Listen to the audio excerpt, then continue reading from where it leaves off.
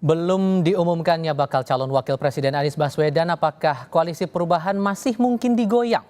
Nah, terakhir, Sekjen Partai Gerindra menemui Sekjen Partai Demokrat. Inikah sinyal Gerindra menggoda kesolidan koalisi perubahan? Kami akan diskusikan hal ini bersama Effendi Khoiri, politisi Partai Nasdem, Profesor Karim Suryadi, pengamat komunikasi politik dari Universitas Pendidikan Indonesia, dan Wihadi Wianto, juru bicara tim pemenangan Prabowo Subianto. Selamat sore semuanya, apa kabar? Selamat sore. Terima kasih semuanya sudah bergabung bersama kami.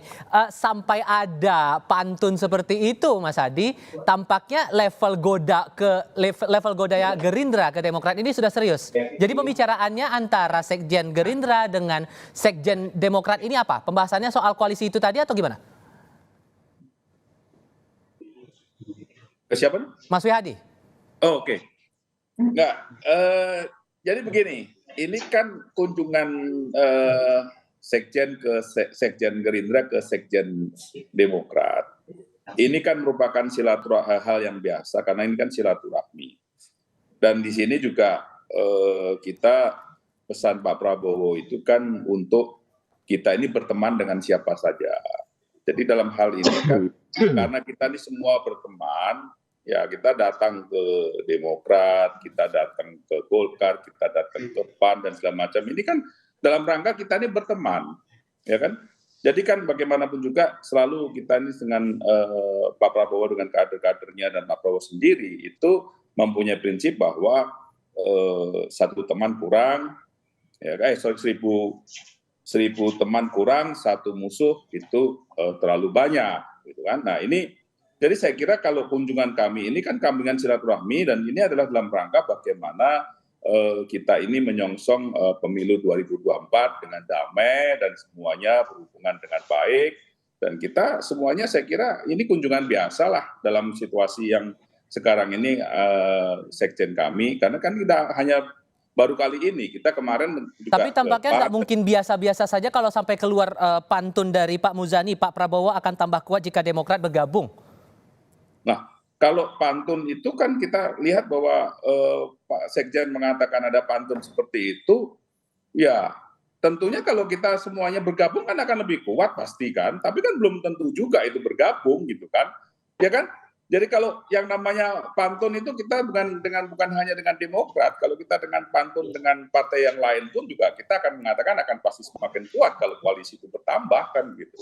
Jadi itu sesuatu hal yang mungkin bukan menjadi titik daripada pembicaraan Pak Sekjen dalam hal ini, karena ini kan pembicaraan masih pembicaraan di mana kita bersilaturahmi antara petinggi kami dengan petinggi Demokrat. Termasuk soal kerjasama politik? Ya, kerjasama politik itu kalau kerjasama politik kan sudah jelas. Kalau yang Demokrat kan dengan Nasdem dan dengan koalisi perubahan, saya kira kan bukannya kita mau menggoda apa, tapi kan kunjungan ini kan suatu hal yang biasa. Kita berkunjung karena kita semua komunikasi terbuka dan dalam hal ini juga kita lihat Demokrat juga ke PDIP dan segala macam. Ini saya kira suatu hal yang biasa kalau kita lihat dalam situasi belum ada kepastian, belum ada keputusan, silaturahmi dijalin karena kita semuanya berteman. Kita berteman dengan semua partai. Jadi apakah kemudian pertemuan ini karena membaca kondisi dari Nasdem dan Demokrat tampak tidak akur dalam koalisi, makanya kemudian melakukan silaturahmi itu? Saya nggak tahu kalau tidak akur atau nggak akur, tapi ini kan kita bicaranya hanya silaturahmi. Akur tidak akur kan kita tidak tahu, itu kan internal daripada koalisi perubahan, bukan kita. Tapi kan di sini kita bersilaturahmi antar partai, jadi itu kan jelas di situ kan. Oke, kalau gitu saya konfirmasi ke Gus Coy. Gus Coy berarti merasa terusik tidak sih dengan pertemuan ditambah dengan pantun itu tadi? Enggak terusik. Sampai dibilang Pak Prabowo akan lebih kuat jika Demokrat bergabung, masa iya sih? Ya itu perasaan Gerindra kan. Yang lain kan juga boleh merasa lebih kuat juga. Tapi kalau dibilang hubungannya berarti hubungannya masih baik-baik saja di internal koalisi ya Pak, di Gus Coy? Ya baik sekali, hanya kalian aja kadang menyampaikan ke publik itu seolah-olah ada keretakan atau ada kurang harmonisan. Itu kan pertanyaan kalian kepada yang lain. Padahal di dalam itu aman-aman aja, oke-oke saja. Jadi komentar saya yang pertama adalah silaturahim itu baik. Karena itu kan selain ajaran agama kita juga tradisi kita. Dan ketika itu dilakukan oleh para elit itu baik. Tapi di sana tetap ada rambu-rambu, tetap ada koridor, ada etik yang harus dipatuhi. Kan? Jadi koalisi perubahan itu, 3 partai itu ibarat orang berjodoh. Itu sebetulnya mereka, meskipun analog saya ini tidak persis sama, itu mereka sebetulnya sudah akad siri. Sudah akad siri. Belum resepsinya nanti ketika disampaikan ke KPU. Nah, ketika sudah akad siri, mereka sudah sah sebagai suami istri. Karena itu yang lain-lain tidak etis kalau menggoda, gitu kan? Karena sudah punya pasangan ini. Ini nggak boleh saling mengganggu, nggak boleh saling menggoda. Memang rumput tetangga itu kadang lebih hijau, kan? Lebih punya fantasi, gitu kira-kira, gitu kan? Tapi di sinilah meskipun imajinasi kita seperti itu, rumput tetangga lebih hijau, tetapi di situ ada rambu. Rambu yang lebih besar lagi adalah semakin banyak semakin banyak capres yang tampil, itu untuk rakyat, untuk demokrasi makin bagus. Kalau kemudian Anda katakan baik-baik saja, Gus Syai, mohon maaf saya potong. Kalau kemudian Anda katakan baik-baik saja, kenapa kemudian ada saling balas ucapan? AHY berbalas juga dengan Ahmad Ali, saling sindir begitu. Kalau kemudian tidak baik-baik saja, berarti omongan dari keduanya apa yang Anda tafsirkan di situ? Ya itu biasa. Di politik itu kan memang tidak ada yang bulat. Itu ada lonjong-lonjong dikit, kadang kita sepakat untuk tidak sepakat, misalnya gitu kan. Tapi dalam prinsip-prinsip yang fundamental itu kita satu. Kita satu dalam konteks mengusung perubahan. Ya, sudah satu ini. Kalau misalnya Demokrat ya tergoda misalnya sama yang lain, nanti dia tidak mengusung lagi perubahan dan perbaikan, tapi mengusung status quo, oligarki, dan keberlanjutan oligarki dan status quo, bisa berubah begitu. Gitu kan. Sementara sekarang itu sudah sepakat mengusung perubahan. Semuanya sudah dituangkan di dalam naskah kesepakatan. Gitu kan. Tema sentralnya perubahan. Jadi nah, ada pun lain-lain soal itu gimmick-gimmick itu biasa. Jadi itu bukan soal, karena itu jangan dipersoalkan, bukan soal. Karena itu jangan menjadi standar pertanyaan. Gitu. Oke, kalau gitu Prof. Karim melihatnya gimana kemudian nih? Saya beri giliran Anda menganalisis. Ini betul godaan atau ya sudah ini pertemuan atau ucapan biasa-biasa saja? Gimana tuh Prof? Untuk menggugurkan sebuah koalisi yang dibangun oleh ketua umum ya yang secara resmi bergabung, kemudian digoda oleh petinggi partai selevel sekjen, kemudian dalam forum pertemuan seperti itu rasanya terlalu dini ya, terlalu jauh kita berasumsi bahwa itu sebagai sebuah godaan yang serius gitu ya. Saya setuju itu sebagai sebuah proses komunikasi. Kenapa? Karena memang koalisi di Indonesia itu bersifat acak ya, menurut saya bersifat acak. Kenapa bersifat acak? Karena memang ada beberapa partai yang secara intim terus-terusan berkoalisi dari satu pemilu ke pemilu lain, tetapi juga ada partai yang belum pernah berkoalisi, tetapi polanya tidak teratur dan tidak berbasiskan pada ideologi partai. Selain karena ideologi kita Pancasila kan sangat generik, kita bisa mewadahi manapun. Kedua, kalkulasinya itu tidak begitu jelas gitu ya, tidak begitu dijelaskan kepada publik, selain misalnya insentif elektoral yang paling nyata. Dan ini sebenarnya yang sekarang menjadi tantangan, sebab kalau kita melihat ketiga blok kekuatan yang ada memang sepertinya tantangannya sekarang adalah bagaimana memunculkan calon wakil presiden yang pertama tidak merusak kohesivitas koalisi. Nah, ini yang menjadi batu ujian pertama. Jadi menurut saya sepertinya kita beranjak pada level kedua, bagaimana memenangkan, kemudian bagaimana saling mengisi, bagaimana menjaga sinergitas di antara kedua tokoh capres dan cawapres, tapi pada tahap yang pertama juga belum selesai. Kemudian yang ketiga, sepertinya dilema koalisi itu sudah terlihat ketika pra-koalisi terjadi. Meskipun kata Gus Coy tadi ini sudah seperti pernikahan siri, tetapi saya melihat koalisi itu kan seperti pertandingan sepak bola, sebuah tim sepak bola. Biasanya setiap pemain itu cukup mengatakan bagi saya yang terpenting adalah kemenangan tim. Tapi kita juga tahu seorang striker selain ingin memenangkan timnya juga punya target sendiri. Artinya apa? Artinya ketika partai tergabung dalam sebuah koalisi, bukan saja dia akan memenangkan koalisinya, tetapi kan dia harus membangun karakter kepartaiannya. Oke. Itu semua hanya bisa diselesaikan ketika koordinasi dan komunikasi berbasis etika itu bisa terjaga. Tapi masalahnya koordinasi dan komunikasi itu kan hal yang mudah diucapkan. Tetapi prakteknya, apalagi misalnya dalam situasi politik sekarang di mana partai makin dinamis-dinamisnya gitu menghadapi pemilu, itu menjadi sesuatu yang akan penuh tantangan menurut saya. Oke, jadi pada intinya apakah berbalas pantun itu tadi atau pantun yang disampaikan Muzani dalam pertemuan bersama Demokrat waktu itu akan berbuah menjadi sebuah koalisi atau tidak? Tapi jawabnya nanti ya. Kita akan lanjutkan diskusinya selepas jeda berikut ini.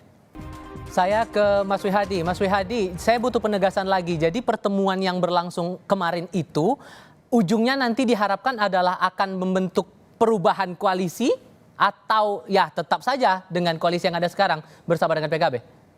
Ya, saya kira sekarang ini kita sudah dengan PKB, ya kan? Ini saya kira kita dari awal dan ini sudah cukup lama dan kita sudah membina dengan PKB ini juga cukup baik. Kita ada saling keterbukaan dan segala macam, gitu kan? Dan juga kemudian yang namanya dengan PKB ini penentuan mengenai capres cawapres pun dibicarakan secara terbuka. Dan saya kira tidak ada masalah dengan PKB. Dan saya kira masing-masing juga sudah ada, Demokrat sendiri juga sudah berkoalisi dengan Nasdem dan dengan PKS, seperti yang dikatakan oleh Gus Coy tadi. Misalnya gini kan masih udah nikah siri, sudah ada perjanjian dan segala macam. Itu saya kira sama dengan kami dengan PKB. Ya kan? Jadi saya kira tidak akan sampai saat ini masih masih kita sesuai masih dalam situasi yang memang sudah seperti sekarang ini. Jadi kita pun juga dengan PKB dan Demokrat juga dengan Nasdem, dengan PKS. Dan apalagi yang mau dimasalahkan gitu. Dan tapi peluang untuk Demokrat bergabung dengan Gerindra menurut Anda juga cukup besar ini? Nah, saya tidak bisa mengatakan cukup besar atau bagaimana, tapi kan ini kan sudah ada Demokrat ini kan sudah ada koalisi dengan Nasdem, sudah ada dengan Nasdem. Saya kira kan tidak ada satu hal yang membuat saat ini Demokrat mengatakan keluar dari Nasdem, tidak ada. Oke. Artinya kan bagi kami ini adalah silaturahmi antara petinggi partai Gerindra dan Partai Demokrat. Dan ini sesuatu hal yang biasa dalam silaturahmi, dalam situasi sekarang ini, gitu kan. Nggak ada masalah saya kira. Dan nggak usah dibesar-besarkan ini. Baik, Prof. Karim, kalau Anda melihat pertemuan antara dua partai ini, antara Gerindra dengan Demokrat ini, apakah juga ada restu atau seizin dari Presiden Joko Widodo juga? Oh, saya nggak tahu ya kalau urusan itu dan terlalu jauh kalau saya harus menduga-duga. Tetapi inti yang ingin saya katakan begini, tidak semua pertanyaan dalam politik itu jawabannya ada pada textbook. Tetapi beberapa pertanyaan seperti pertanyaan yang dilontarkan oleh Mas AHY atau pantun yang disampaikan oleh Pak Saiful Mujani itu jawabannya Ahmad Muzani, Pak. Ya, Ahmad Muzani. Jadi jawabannya hanya soal tahu diri dan mawas diri. Itu yang pertama. Yang kedua, tentang hubungan-hubungan di antara yang sudah berpasang-pasangan. Tadi Gus Coy menyebut rumput-rumput. Soal rumput saya punya pendirian dan kajian akademik saya begini kata-katanya. Justru di mana orang menyirami, disitulah rumput akan tumbuh lebih subur. Jadi sekarang satu-satunya cara untuk menyuburkan koalisi sebenarnya sering-seringlah menyiram. Artinya harus ada solusi yang konkret. Gus Coy, Mas Wihadi, betapapun sakit dan sulitnya memutuskan siapa yang jadi cawapres ini kan harus diambil. Sebab saya sangat terenyuh dengan apa yang dikatakan Plutah yang ditulis tahun 10 sebelum Masehi, bahwa apabila kemunculan seorang calon ini terlalu lambat, maka kemungkinan untuk menendang, menonjok, menggoroknya terlalu mudah dilakukan. Oke. Apalagi maaf, ketiga kekuatan ini munculnya sama gitu ya.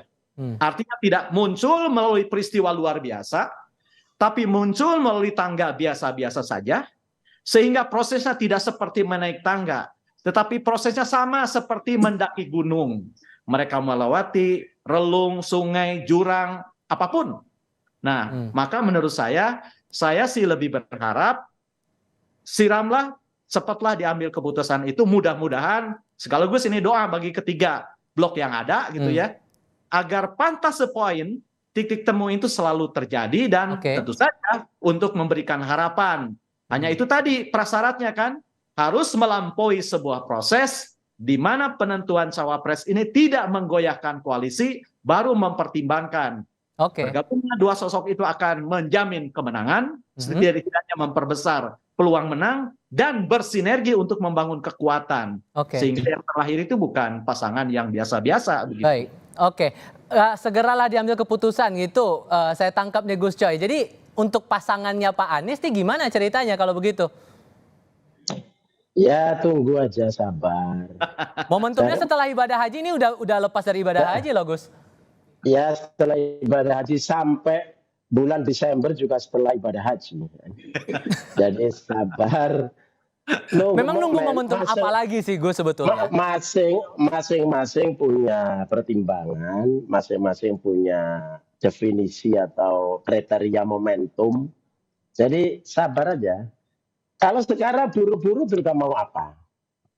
Yang lain juga belum kan? Jadi kita saling mengintip aja dulu. Kita intip dari sana siapa, mereka ngintip kita siapa. Matanya sipit loh nanti Gus.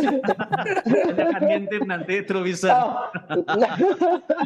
Tapi kalau sampai digoda seperti ini nggak khawatir kalau kemudian akan ada manuver-manuver berikutnya menurut Anda Gus Coy?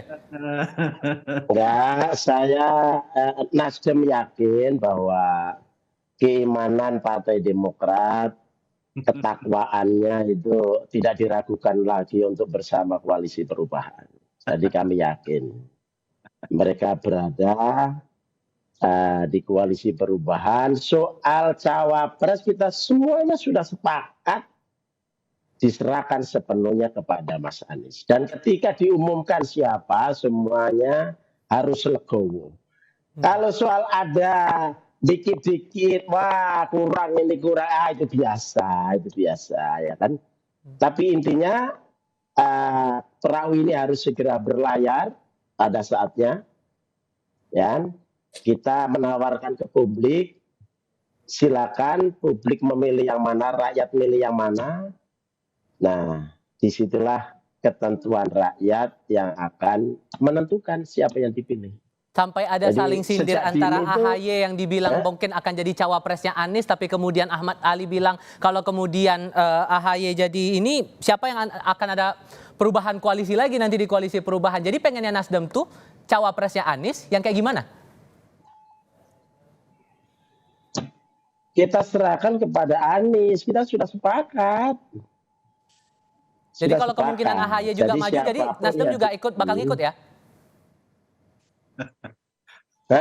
Kalau AHY jadi bakal cawapresnya juga Nasdem ikut ya? Lah, ya pastilah itu kan satu koalisi, gimana nggak ikut satu koalisi. Ketika Mas Anies menentukan yang lain, bukan AHY juga, AHY akan ikut, itu satu koalisi, otomatis. Oke. Itu saya kira. Jadi perjanjian itu memiliki nilai yang luhur. Indonesia sebagai negara yang bukan negara agama, Baik. bukan negara sekuler, tapi negara Pancasila, ini juga perjanjian. Oke, Jadi negara perjanjian. baik. Jadi kita akan terus bersama, bersepakat, komitmen karena kita sudah berjanji bersama-sama. Baik, terima kasih untuk diskusi kali ini Gus Coy, terima kasih Prof Karim, terima kasih Mas Wihadi sudah bergabung bersama Ya, kami hari makasih, ini. makasih, Kita selalu Mas untuk Anda Wihadi, semuanya. terima kasih. Selamat sore.